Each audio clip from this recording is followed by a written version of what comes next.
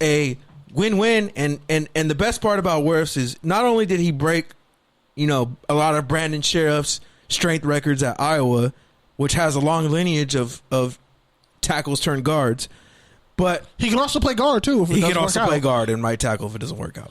So, love the pick. And he runs a 4.86. Love the pick. Pretty athletic. You got to get the best player available. You get a high caliber athlete at a position of need. It's a win-win. And with that, the moment you've all been waiting for. Oh God. We send it to Duval County.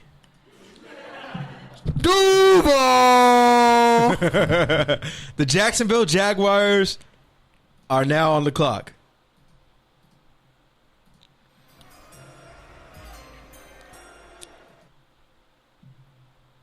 And with the 9th pick in the 2020 NFL Draft, the Jacksonville Jaguars select Carol Baskin's Tiger. Derek Brown, defensive tackle, Auburn.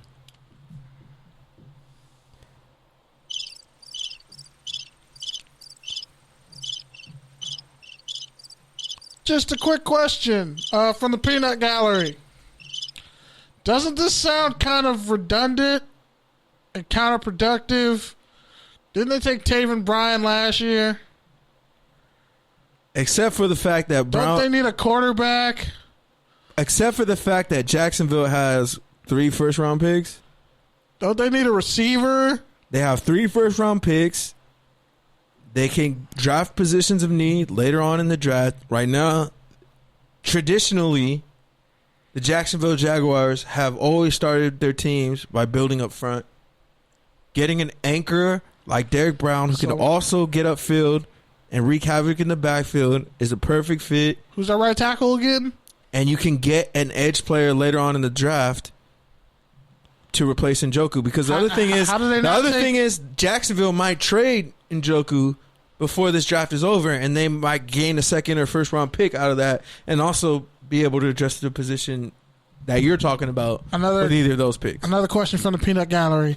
How are you not take CD Lamb or Jerry Jeudy at that spot, knowing you have DJ Chalk on the other side and not much else? Because this receiver class is very deep, and on top of the fact that, we still believe in D.D. Westbrook, we still believe in Marquise Lee, we still think they can be contributors, and if not, we'll be able to get somebody in the second round or third round. One last question from a fan out here.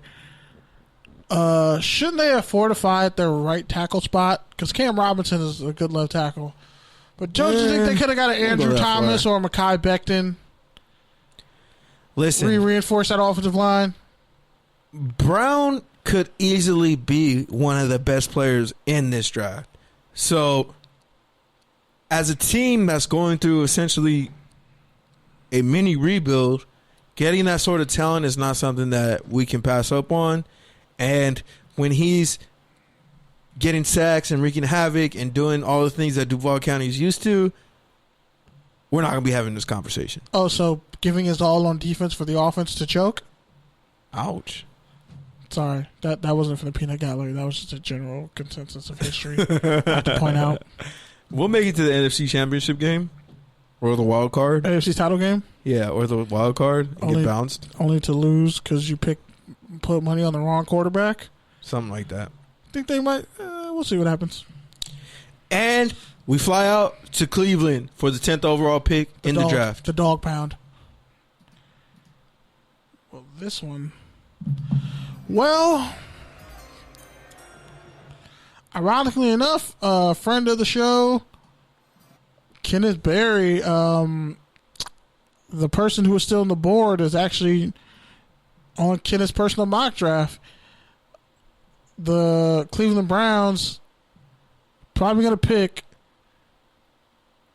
I would say Andrew Thomas out of Georgia, but I think they're going to go with Mekhi Becton, the 6'7", 350-pound man who runs a 5.1 40 and has a credible upside. Think they're going to take him in this draft. They already have Jack Conklin, who was an all-pro early in his career, and can play right tackle and hold that down, and maybe even play left tackle if need be in a pinch. But he can play right tackle, solidify that, and you get Becton. And the pick is in. With the 10th pick in the 2020 NFL Draft, the Cleveland Browns select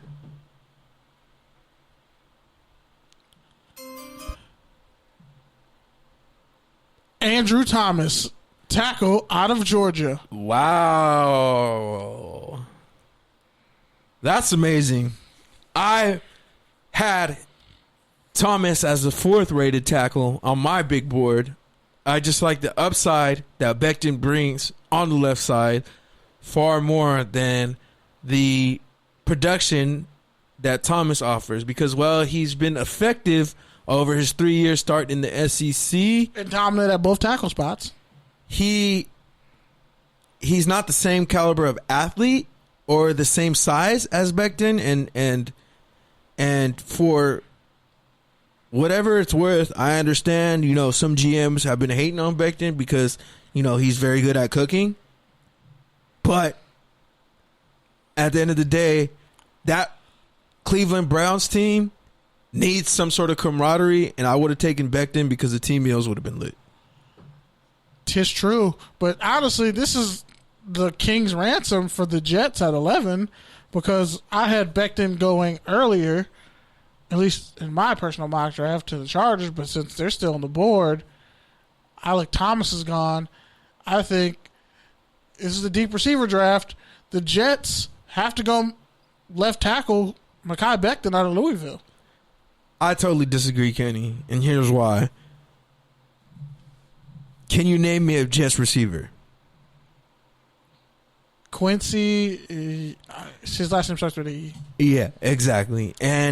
But here the Jets are in a prime position to get a number 1 receiving target for Sam Darnold, a quarterback you spent a first-round pick on last year who looked promising until the whole Mano situation kind of derailed the whole entire season last year. And he turned into a Southern California quarterback who just doesn't... Oh, you're disowning him now? Damn, that was quick. And he turned into Mark Sanchez real quick. Matt Leinart real quick. Same party boy mentality. Damn. And how can you have what's the point of having a top flight receiver if you don't have a line to protect your quarterback? For what it's worth, the Jets have spent wisely on offensive tackle. They've gotten some journeyman starters, solid guys to come in and fill the role.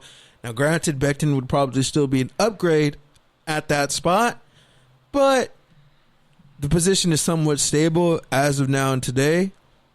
That doesn't mean that they won't take Becton, but I just think that they have priorities elsewhere. And then you also got to talk about edge rusher. You also got to talk about corner. This Jets team has quite a few holes in a number of ways it can go. Drum roll, please. With the 11th pick in the 2020 NFL Draft, the New York Jets, Jets,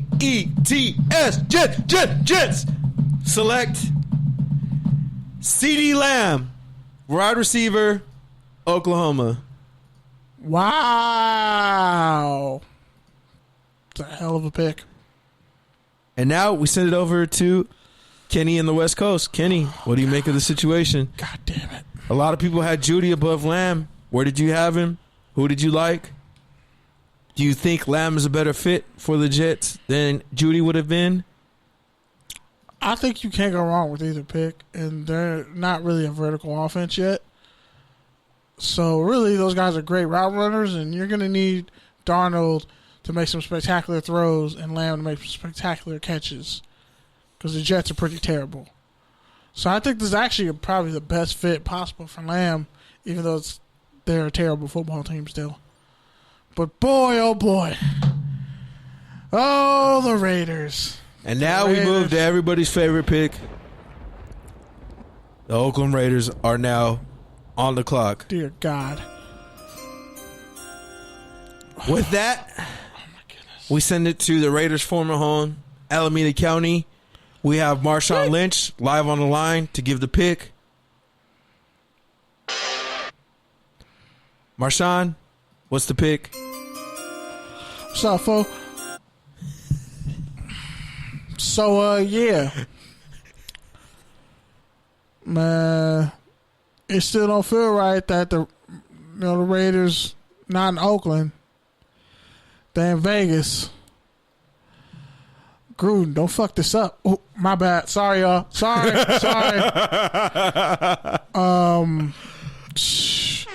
I can't call it. Personally, if it was me, looking at the board, I would tell them to draft Henry Ruggs because they ain't got no speed at receiver. But you never know what the Raiders going to do.